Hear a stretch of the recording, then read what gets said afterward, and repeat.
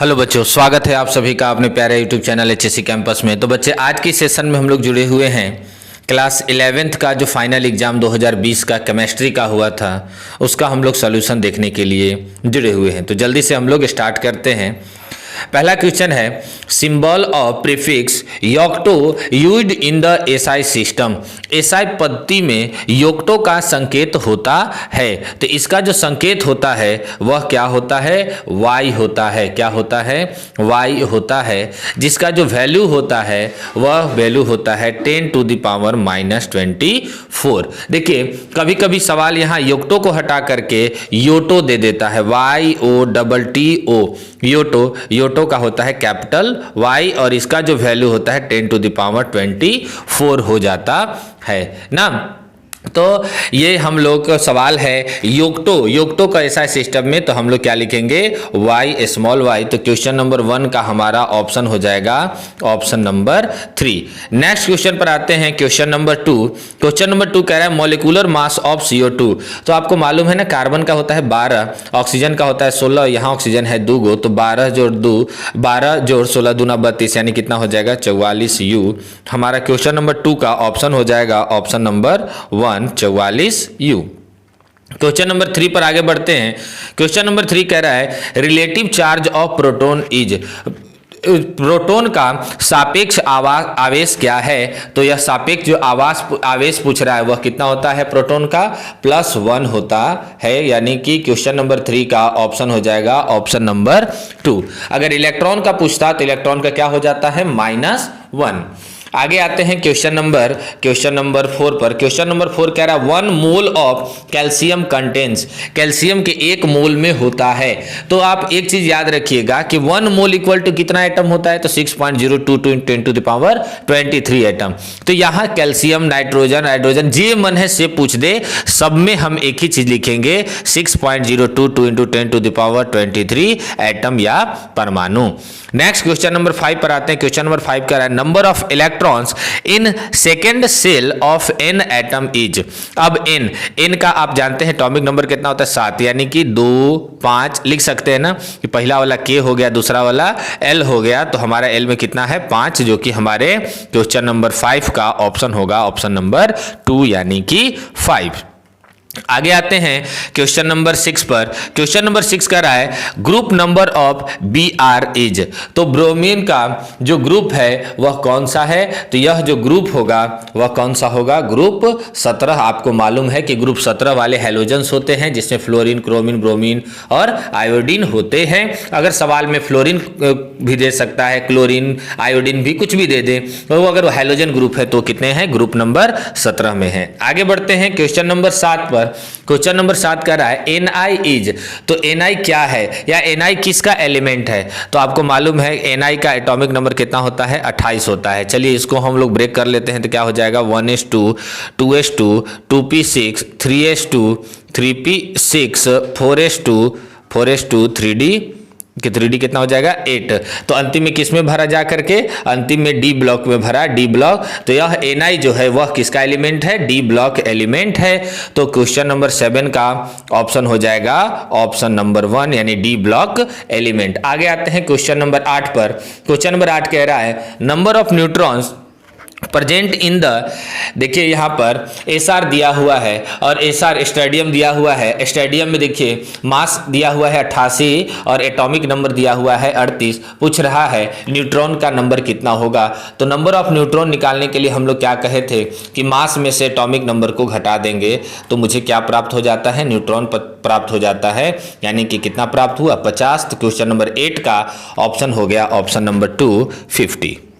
आगे आते हैं क्वेश्चन नंबर 9। क्वेश्चन नंबर 9 कह रहा है alkaline earth metals belongs to. क्षारीय मृदा तत्वों के अंतर्गत आते हैं। तो कौन आते हैं? तो ये तो याद रखना होगा बच्चे, ग्रुप 2 जो होते हैं वो क्षारीय मृदा तत्व होते हैं, जिसमें beryllium, magnesium, calcium, strontium, barium और रेडियम आते हैं। इसको आपको याद रखना होगा।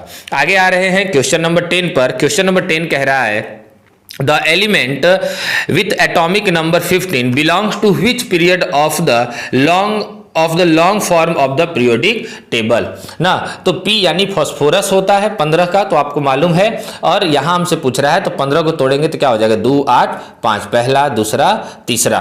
तो ये किस में पीरियड में बिलोंग करेगा, थर्ड वाले पीरियड में बिलोंग करेगा, जो कि हमारा क्वेश्चन नंबर 10 का ऑप्शन नंबर 2 है। आगे आ रहे हैं क्वेश्चन नंबर 11 पर। क्वेश्चन नंबर 11 कह रहा है the molecular geometry of BeCl2 का मोलिकुलर ज्योमेट्री आणविक ज्यामिति क्या होगा, बेरिलियम क्लोराइड का पूछ रहा है कि मोलिकुलर ज्योमेट्री स्ट्रक्चर कैसा होगा। तो यहां हम BeCl 2 है, Cl 2 है ले लिए, Cl तो क्या हो जाएगा 1 2 3 4 2 6, मालूम है ना। यहां भी 1 2 3 4 5 6 यहां से हो गया। यानी कि कैसा शेप बना है, तो ये शेप बना है लीनियर शेप बना है। कैसा बना है, लीनियर शेप बना है। क्वेश्चन नंबर 11 का हमारा ऑप्शन हो गया ऑप्शन नंबर 2 रेखीय या कहें तो लीनियर। आगे आते हैं क्वेश्चन नंबर 12। क्वेश्चन नंबर 12 कह रहा है bond order of He2 molecules. तो आपको मालूम है ना हीलियम का 2 होता है यानी 1s2, हीलियम के लिए मालूम है ना, हीलियम का 2 होता है 1s2। इसका हम अगर बनाने लगते हैं मॉलिक्यूलर ऑर्बिटल से, तो इसका याद है ना, इसका आपको याद होगा, बनाने के लिए आपको याद होगा, क्योंकि किसके बारे में बोल रहा है, हीलियम के बारे में बोल रहा है। एक इसको आप लोग याद करिए, आपको याद आ जाएगा ना। हीलियम है, चूंकि यहाँ पर 2 हीलियम की बात कर रहा है तो यहाँ भर जाएगा, यहाँ भर जाएगा। हीलियम 2 की बात कर रहा है ना, देखेंगे। अब यहाँ से हमें आपको बॉन्ड ऑर्डर निकालने का फॉर्मूला याद रखना होगा। बॉन्ड ऑर्डर में आपको याद होगा, बॉन्ड ऑर्डर में हम क्या कहते हैं, बॉन्ड ऑर्डर निकालने के लिए हम लोग नंबर ऑफ एंटी बॉन्ड अब माइनस नंबर ऑफ बॉन्ड बटे में 2 कर देते हैं। तो यहाँ पर क्या होगा, क्या आप बॉन्ड ऑर्डर निकालने का फॉर्मूला करते हैं, बॉन्ड ऑर्डर निकालने का फॉर्मूला होता है NB माइनस NA बटे में 2। तो नंबर ऑफ अनबॉन्ड जो होता है यानी 2 माइनस एंटी बॉन्ड 2 माइनस 2 बटे में 2, यानी 2 माइनस 2 कितना हो जाएगा, 0 बटे 2 क्या हो गया हमारा, 0 हो गया। तो He2 का जो बॉन्ड ऑर्डर हो रहा है वह कितना हो रहा है, 0। तो क्वेश्चन नंबर 12 का हमारा हो गया ऑप्शन नंबर 2। आगे आते हैं क्वेश्चन नंबर 13। क्वेश्चन नंबर 13 कह रहा है the hybridization of N in NH3। NH3 में N का हाइब्रिडाइजेशन क्या होगा। तो हाइब्रिडाइजेशन आपको निकालना है NH3 का, आप थोड़ा फोटो बना लीजिए, आपको मालूम है। और नाइट्रोजन का तो आप जानते हैं क्या होता है 2,5, अंतिम में कितना होगा 5, तो 3 गो तो यहाँ हो गया, अब कितना बच गया 2 गो बच गया, 2 गो बच गया, यानी कि ये आपका लोन पेयर, बाकी हो गया बॉन्ड पेयर। अब देखिए यहां से आप इसको बनाने का तरीका, हाइब्रिडाइजेशन निकालने में क्या करते हैं, 3 गो कौन सा बॉन्ड बना, सिग्मा बॉन्ड बन गया, और 1 गो आपका क्या हो गया, लोन पेयर हो गया, यानी टोटल कितना हो गया 4 हो गया। तो 4 हो गया, तो इसको आप लिखने के सिखाए गए थे, पहले S, फिर S में 1 गो हो गया, P क्या हो गया 3 गो हो गया। तो कैसा हाइब्रिडाइजेशन बना, sp3 हाइब्रिडाइजेशन बना। तो क्वेश्चन नंबर 13 का हमारा होगा ऑप्शन नंबर 2 sp3। आगे आते हैं क्वेश्चन नंबर 14। क्वेश्चन नंबर 14 कह रहा है the number of bonding pairs of electron of NH3 is. NH3 के इलेक्ट्रॉन के आबंधी युग्मों की संख्या कितना होगी। तो अभी आप तुरंत बनाए थे, याद आ रहा होगा आपको, बनाए थे ना, 2 गो यहाँ पर क्या हो, 1 गो यहाँ पर क्या बन जाएगा, लोन पेयर बन जाएगा। तो आपसे क्या पूछा, bonding pairs of electron of NH3। तो 14 का आप देखेंगे आपका क्या होगा 1 2 3, तो आपका आंसर होना चाहिए ऑप्शन नंबर 2। तो क्वेश्चन नंबर 14 का हो जाएगा ऑप्शन नंबर 2 यानी कि 3। आगे आ रहे हैं नेक्स्ट क्वेश्चन नंबर 15 पर। क्वेश्चन नंबर 15 कह रहा है Gay Lussac law is mathematically written as. Gay Lussac नियम गणितीय रूप से लिखा जाता है। तो गे लुसाक लॉ का आपको स्टेटमेंट याद होगा ना। गे लुसाक लॉ क्या कहता है कि volume remains constant, the pressure of a given mass of a gas is directly proportional to the temperature. और वो भी टेम्परेचर किसमें, तो प्रेशर डायरेक्टली प्रोपोर्शनल किसका होता है, टेम्परेचर का होता है। तो यहाँ डायरेक्टली प्रोपोर्शनल को हटाने के लिए कांस्टेंट जोड़ सकते हैं, मान लेते हैं के जोड़ दिए, और नीचे ले आएंगे तो P/T इज इक्वल टू क्या हो गया, के मने कांस्टेंट। तो देखिए कहाँ लिखल है, तो 15 के ऑप्शन नंबर 2 में लिखा हुआ है P/T is equal to constant, यानी कि P/T इज इक्वल टू स्थिरांक। आगे आते हैं क्वेश्चन नंबर 16 पर क्वेश्चन नंबर 16 कह रहा है the thermochemical reaction is an example of. यहाँ देखिए आपको सवाल देले है कि NH4 plus OH plus HCl NH4Cl plus H2O। तो देखिए NH4 का है NH4OH, यहाँ पर बेस देले है और एगो एसिड। तो बेस जब एसिड से के साथ रिएक्ट करता है तो सॉल्ट और साथ ही साथ क्या बनाता है, वाटर बना देता है, वाटर बना जाता है। अब देखेंगे और खास बात यहाँ पर क्या देले है, delta neutralization H equal to minus, अरे ये तो सीधे न्यूट्रलाइजेशन दिल ही है, तो क्या हो गया इंथैल्पी ऑफ न्यूट्रलाइजेशन। तो क्वेश्चन नंबर 16 का हमारा ऑप्शन हो गया option number 2 enthalpy of neutralization. आगे आते हैं क्वेश्चन नंबर 17 पर। क्वेश्चन नंबर 17 कह रहा है if delta G less than 0 then क्या होता है। जब डेल्टा जी स्मॉलर हो जाए 0 से तो इसका मतलब क्या होगा, निगेटिव होने वाला है। तो इस प्रोसेस को हम लोग कहते हैं, इस प्रोसेस को हम कहते हैं स्पॉन्टेनियस। इस प्रोसेस को क्या कहते हैं, स्पॉन्टेनियस प्रोसेस कहते हैं। अब देखिए इसमें आप एक और बात, अगर कभी कभी सवाल उलट के दे दे, मान लेते हैं दे दिया delta G is equal to 0 दे दिया, तो जब डेल्टा जी 0 दे दे तो इसको, इस प्रोसेस को हम कहते हैं इक्विलिब्रियम, जो कि आपका ऑप्शन नंबर 2 में है। और ऑप्शन तीसरा देखिए the process is non spontaneous, और नॉन स्पॉन्टेनियस में क्या हो जाएगा कि डेल्टा जी ग्रेटर देन क्या हो जाए, 0 हो जाए ना। तो इस प्रोसेस को हम क्या कहते हैं, नॉन स्पॉन्टेनियस। क्या है, गिब्स एनर्जी है। तो 17 के हमारा हो गया ऑप्शन नंबर 1, 17 का हमारा हो गया ऑप्शन नंबर 1। आगे आ रहे हैं क्वेश्चन नंबर 18 पर। क्वेश्चन नंबर 18 कह रहा है the value of pH of 0.1 m NaOH solution is equal to. अब देखिए आपके पास यहाँ दिया हुआ है pH of 0.1 m NaOH, 0.1 m NaOH बिलियन का pH मान आपको निकालना है।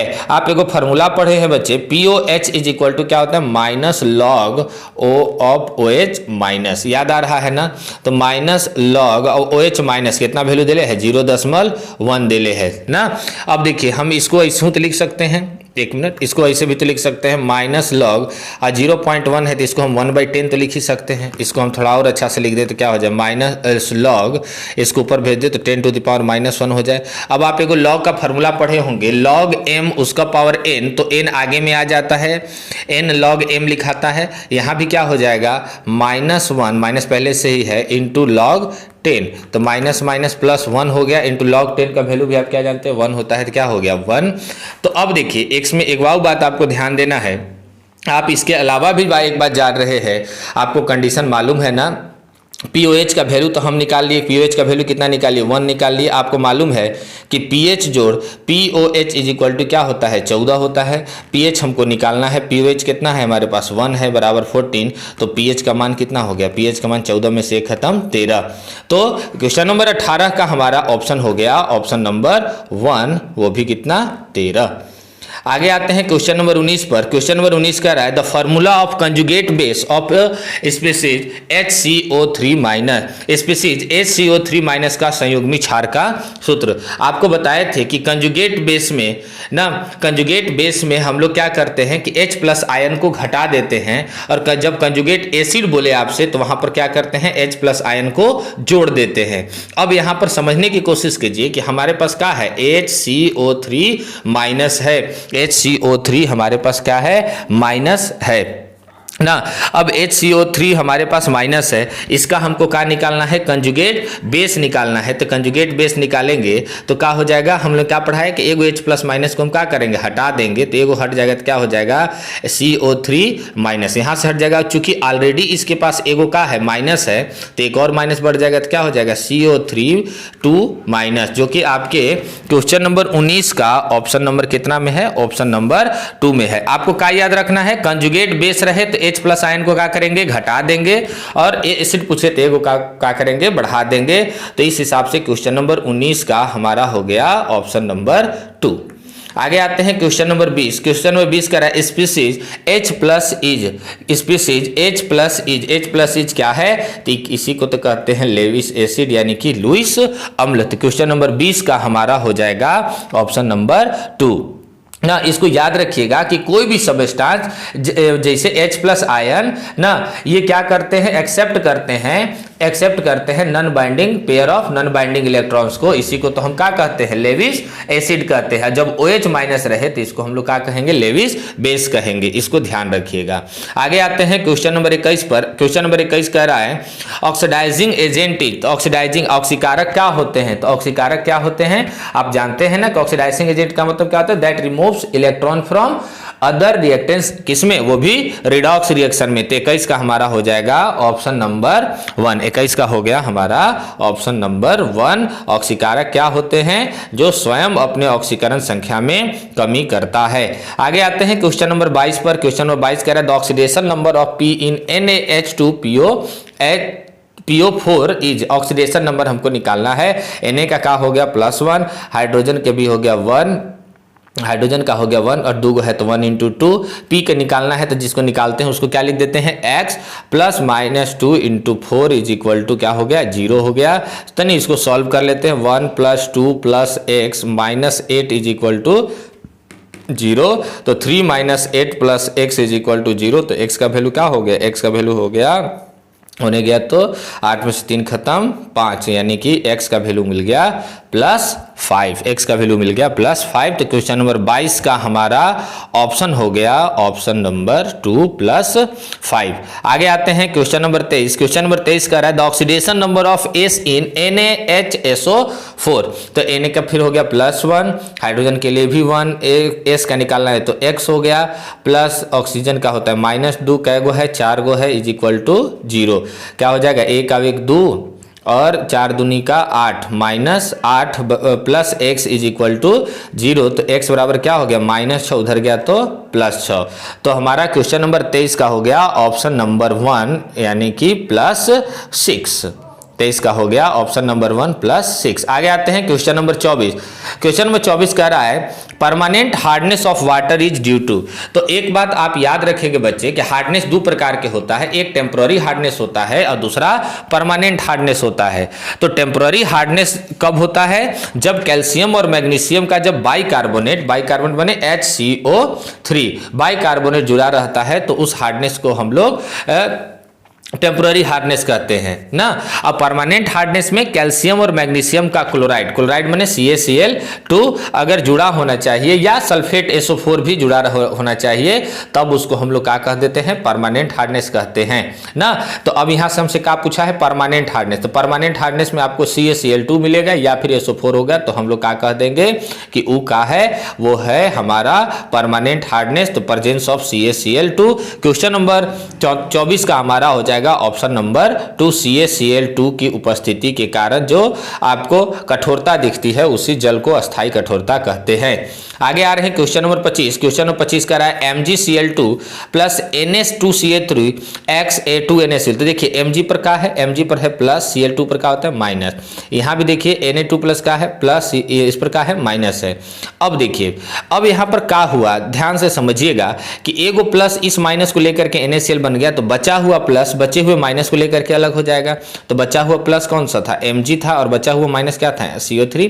बैलेंस की जरूरत होती है तो बैलेंस कर लेते हैं। तो MgCO3 हमारा क्वेश्चन नंबर 25 का ऑप्शन हो गया ऑप्शन नंबर 1 MgCO3। MgCO3 हमारा 25 का आंसर हो गया। आगे बढ़ते हैं नेक्स्ट क्वेश्चन पर। क्वेश्चन नंबर 26 पर। क्वेश्चन नंबर 26 कह रहा है the formula of quick lime is. The formula of quick lime is. Quick lime बिना बुझा हुआ चूना का सूत्र का होता है, बिना बुझा हुआ चूना का सूत्र का होता है CaO। अब देखिए CaO आप तो जानते हैं कैल्शियम ऑक्साइड, जिसको आप क्विक लाइम भी कहते हैं। अगर मान लेते हैं CaCO3 के लिए पूछता तो कैल्शियम कार्बोनेट बोल सकता था या लाइम स्टोन बोल सकता था। CaO तो हो ही गया क्विक लाइम या कैल्शियम ऑक्साइड। CaOH का होल 2 तो कैल्शियम हाइड्रोक्साइड के बारे में या स्लैग्ड लाइम भी बोल सकता था। तो सवाल देखिए 3 ऑप्शन है, तो तीनों ऑप्शन के बारे में समझते हुए आगे बढ़िए। अगला है इन द रिएक्शन, यहाँ पर एक रिएक्शन दिले है CaOH का होल 2 + CO2 X + H2O क्या बनेगा। तो देखिए CaOH का होल 2 + 2 CO3 दिले है तो क्या बनेगा, CaO2 तो बनेगा, ये तो आप जानते हैं। तो CaO2 बनेगा। तो क्वेश्चन नंबर 27 का हमारा ऑप्शन हो जाएगा CaCO3 बनेगा। 27 का हमारा हो गया ऑप्शन नंबर 1 CaCO3। आगे बढ़ते हैं क्वेश्चन नंबर 28 पर। क्वेश्चन नंबर 28 कह रहा है सोडियम इज, तो सोडियम क्या है, तो 28 को याद रखें कि सोडियम क्या है, एन अल्कैली मेटल, एक क्षार धातु है ना। आपको याद रखना, जैसे सोडियम है तो आपको ये भी याद रखना होगा सोडियम का सिंबल क्या होता है, तो Na होता है। इसका एटॉमिक नंबर कितना होता है, तो 11 होता है। कौन से ग्रुप में होता है, तो ग्रुप 1 में होता है। कौन से ब्लॉक का एलिमेंट है, तो S ब्लॉक का एलिमेंट है। इस सब चीज आपको लेके चलना है, क्योंकि क्वेश्चन देख रहे हैं इसी प्रकार से पूछ रहा है, किसी में एलिमेंट पूछ रहा है, कौन से ब्लॉक का एलिमेंट है, कौन से ग्रुप में है, तो ये सब चीज भी आपको थोड़ा सा याद करते चलना है। The first member of group 14 is, group 14 वर्ग 14 का प्रथम सदस्य कौन है, तो आपको मालूम है ना कि ग्रुप 14 की हम बात कर रहे हैं। क्वेश्चन नंबर 29 को ध्यान से देखेंगे तो इसमें आप क्या होता है, ग्रुप 14 में C होता है, SI होता है, GE होता है, SN होता है, PB होता है। तो पहला कौन सा हो गया, पहला कौन हो गया, कार्बन हो गया। पहला कौन हो गया, कार्बन। तो 29 का हमारा ऑप्शन नंबर क्या हो गया, ऑप्शन नंबर 1 हो गया। 29 का ऑप्शन नंबर 29 का ऑप्शन नंबर 3 यानी कि कार्बन। आगे आते हैं क्वेश्चन नंबर 30 पर। क्वेश्चन नंबर 30 कह रहा है SiO2 इज ए, SiO2 क्या है, तो SiO2 क्या है, तो SiO2 है एक एसिडिक ऑक्साइड। क्या है, एक एसिडिक ऑक्साइड, एक अम्लीय ऑक्साइड है। क्वेश्चन नंबर अगला है 31, पूछ रहा है इन 2H3BO3 को जब हीट किया जाता है तो का प्रोडक्ट तैयार होता है, यानी कि ऑर्थोबोरिक एसिड को जब हम लोग गर्म करते हैं, ऑर्थोबोरिक एसिड को जब हम लोग क्या करते हैं, गर्म करते हैं, तो ऑर्थोबोरिक एसिड कन्वर्ट हो जाता है HbO2 में, यानी कि मेटाबोरिक एसिड में ये कन्वर्ट हो जाता है। ध्यान से समझेंगे कि जब हम ऑर्थोबोरिक एसिड को, अगर हम यहाँ पर टेम्परेचर की बात करेंगे तो 370 केल्विन पर जब हम इसको गर्म करते हैं तो वह मेटाबोरिक एसिड HbO2 बन जाता है। और जब इसको हम लोग फिर से गर्म कर देते हैं तो गर्म करने के बाद B2O3 यानी कि बोरिक एनहाइड्राइड बन जाता है। तो हमारा ऑप्शन हो जाएगा क्वेश्चन नंबर 31 का ऑप्शन नंबर 2 यानी कि बोरिक एनहाइड्राइड। आगे आते हैं क्वेश्चन नंबर 32। क्वेश्चन नंबर 32 कह रहा है कि ये जो बना हुआ है ये क्या है, तो पहले क्लोज है तो इसको तो हम साइक्लो कहेंगे ही। चूंकि क्या है 1 2 3 4 5 6, तो 6 को हम क्या कहते हैं, 6 कार्बन वाले को हेक्सेन कहते हैं। क्या कहते हैं, हेक्सेन कहते हैं, क्योंकि चारों तरफ बॉन्डिंग ऑर्डर के बारे में कोई दिक्कत नहीं है। तो यह हो गया साइक्लोहेक्सेन। तो क्वेश्चन नंबर 32 का हमारा ऑप्शन हो गया ऑप्शन नंबर 2 यानी कि साइक्लोहेक्सेन। आगे आ रहे हैं क्वेश्चन नंबर 33 पर। क्वेश्चन नंबर 33 कह रहा है the molecular formula of octane, octane पुल्ले है और N लगा हुआ है, इसका मतलब फॉर्मूला क्या होता है, CnH2n+2। अब देखेंगे ऑक्टेन, ऑक्टेन माने 8 को दिले है, हाइड्रोजन क्या हो जाएगा 2 × 8 + 2, तो क्या हो गया C8 और H, 8 × 2 = 16 और 2 = 18, C8H18। तो क्वेश्चन नंबर 33 का हमारा ऑप्शन हो गया ऑप्शन नंबर 2 C8H18। आगे आ रहे हैं क्वेश्चन नंबर 34 पर। क्वेश्चन नंबर 34 कह रहा है कि इज दिले है यहाँ पर एक कंपाउंड, इसका पूछ रहा है इसका नाम क्या है। तो क्या है 1 2 3 4 5, 5 वाले को क्या कहते हैं, पेंट, और सब में सिंगल बॉन्ड है तो क्या हो गया पेंटेन। तो हमारा 34 का हो गया ऑप्शन नंबर 2 यानी कि पेंटेन। आगे आते हैं क्वेश्चन नंबर 35 पर। क्वेश्चन नंबर 35 कह रहा है न्यूक्लियोफिल इज, नाभिक से नहीं है, तो बस याद रखिएगा कि न्यूक्लियोफिल उसको कहते हैं जिसके ऊपर माइनस चार्ज होता है। तो क्या हो गया 35 का हमारा ऑप्शन नंबर 1 हो गया, जिसके ऊपर कौन सा चार्ज रहेगा, निगेटिव या माइनस चार्ज रहेगा, तो उसको हम लोग क्या कहेंगे, न्यूक्लियोफाइल कहेंगे। अगला क्वेश्चन है क्वेश्चन नंबर 36। देखिए यहाँ पर पूछ रहा है कि the number of sigma bond present in the, तो इसको देखिए अगर आप चाहेंगे तो डायरेक्ट भी बना सकते हैं, अदरवाइज इसको आप अलग अलग थोड़ा सा बढ़िया से ब्रेक कर लीजिए। अब ब्रेक करने के बाद भी आप अगर चाहें तो समझ सकते हैं, क्योंकि आपको मालूम है कि डबल बॉन्ड जहां रहता है वहां पर एगो सिग्मा बॉन्ड रहता है, एगो कैसा बॉन्ड रहता है, सिग्मा बॉन्ड रहता है, अब एगो क्या रहता है तो पाई बॉन्ड रहता है ना। इसको हम लोग फॉर्म ऐसे देख लीजिए, इसको सिंपलेस्ट फॉर्म में बना लिए। अब इसको समझते हैं, अब काउंट कर लेते हैं। देखिए आपको क्या बताए थे, जहां डबल बॉन्ड रहे तो एगो पाई अब एगो सिग्मा, एगो पाई एगो पाई अब एगो सिग्मा बॉन्ड बन जाएगा। अब गिनिए 1 यहाँ हो गया 2, यहाँ क्या हो गया 3 4 5 6 7 7, यहाँ हो गया 8, 1 2 3 4 5, एगो यहाँ छूट गया ना, ये हो गया 9। तो टोटल कै गो हो गया? 9 गो हो गया। जहां जहां सिंगल बॉन्ड दिखे उसको आप काउंट कर लीजिए, जहां डबल बॉन्ड दिखे वहां एक को काउंट कर लीजिए। तो 36 का हमारा हो गया ऑप्शन नंबर 2। आगे आते हैं क्वेश्चन नंबर 37। क्वेश्चन नंबर 37 कह रहा है कि इसका नाम क्या है? तो देखिए, जिधर आपका कोई फंक्शनल ग्रुप होता है उधर से आप काउंटिंग शुरू करते हैं। तो यहां से काउंटिंग करते हैं 1 2 3 4 गो है। तो अब देखना है इसका नाम से हम लोग करते हैं। अच्छा, ऊपर में क्या लटका हुआ है? CH3 यानी कि मिथाइल लटका हुआ है। तो क्या नंबर पर मिथाइल लटका हुआ है? 3 नंबर पर लटका हुआ है। तो 3 नंबर पर क्या है हमारे पास? मिथाइल। तो 3 मिथाइल, और चूंकि 4 गो है तो क्या हो गया? ब्यूटेन। और 1 नंबर पर क्या है? एल्कोहलिक ग्रुप है, तो एल्कोहलिक क्या हो गया? ऑल। तो 3 मिथाइल ब्यूटेन 1 ऑल। तो क्वेश्चन नंबर 37 का हमारा ऑप्शन हो जाएगा ऑप्शन नंबर 1। 37 का हो गया हमारा ऑप्शन नंबर 1। आगे आते हैं क्वेश्चन नंबर 38। क्वेश्चन नंबर 38 कह रहा है कि यहां पर बेंजीन दिले है, उसका रिएक्शन H2SO4 SO3 के साथ हो रहा है। तो बताइए कि क्या फॉर्म्ड होगा। तो देखेंगे, जब बेंजीन यानी कि C6H6 को इसके साथ रिएक्ट कराया जाता है, अगर बेंजीन को इसके साथ रिएक्ट कराया जाता है ना, तो जब बेंजीन को इसके साथ रिएक्ट करेगा तो क्या करेगा? SO3 को फॉर्म बना लेगा, SA3 बना लेगा। यानी कि जो रिएक्शन तैयार हुआ हमारे पास वो क्या हो गया?